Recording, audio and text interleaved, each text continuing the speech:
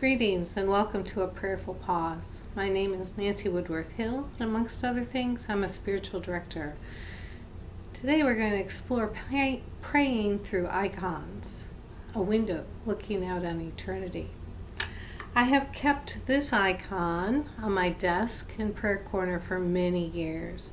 It's a copy of one painted by Andrei Rublev in 1425 in memory of the great Russian saint Sergius.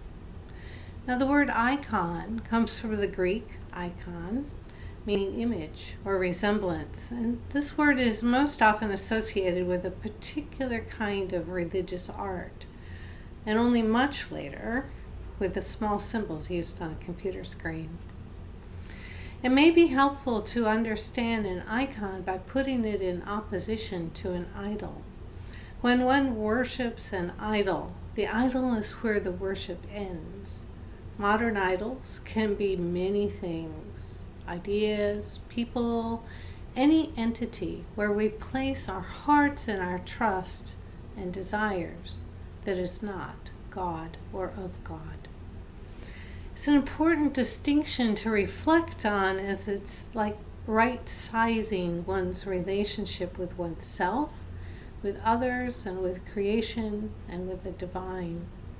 Idols will distort relationships, while icons invite us to explore, indeed to enter, deeper relationships, especially with God. In the Eastern Orthodox tradition, icons play an important role, which dates back to at least the 3rd century.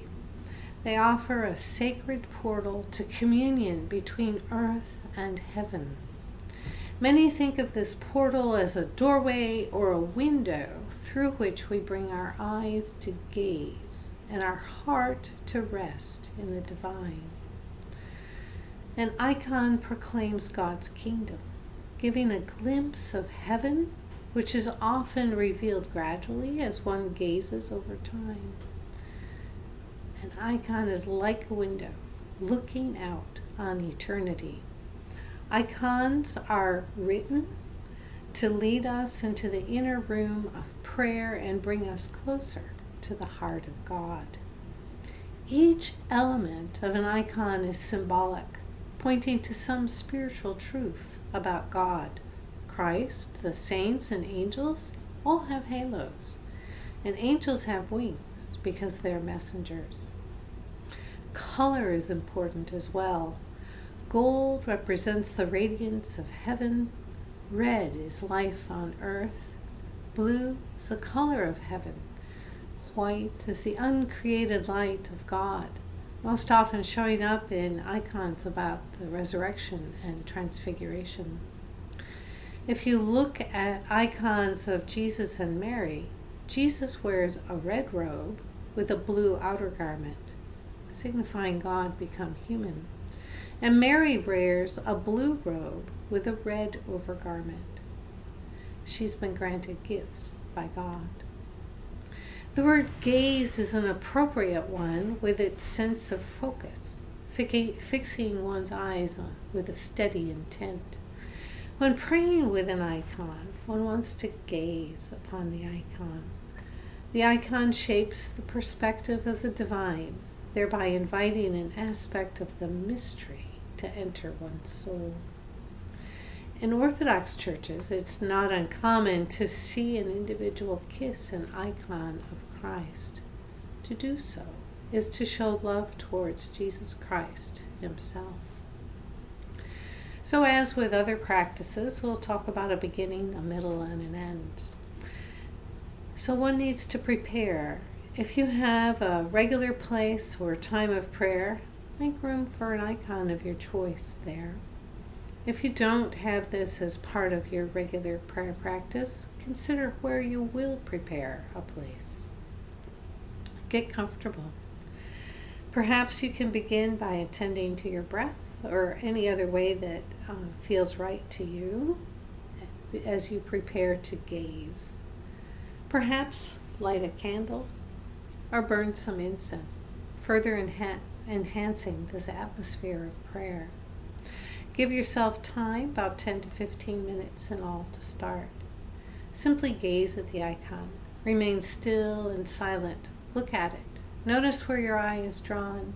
Notice the detail and color. What feelings are stirred up? Notice the eyes. They're looking back at us. Let them penetrate your soul. What are they trying to tell you? Listen for the word of God, what God desires to speak to us. This prayer is a conversation where we deepen our love of God. We need only be open. This is a receptive experience, so gazing into heaven and allowing God to touch your heart. So after sufficient time has passed, give thanks for the opportunity to be with God. Praying with icons can be a beautiful experience, one that can be repeated each and every day. And have respect for the icon. Store it in a suitable place.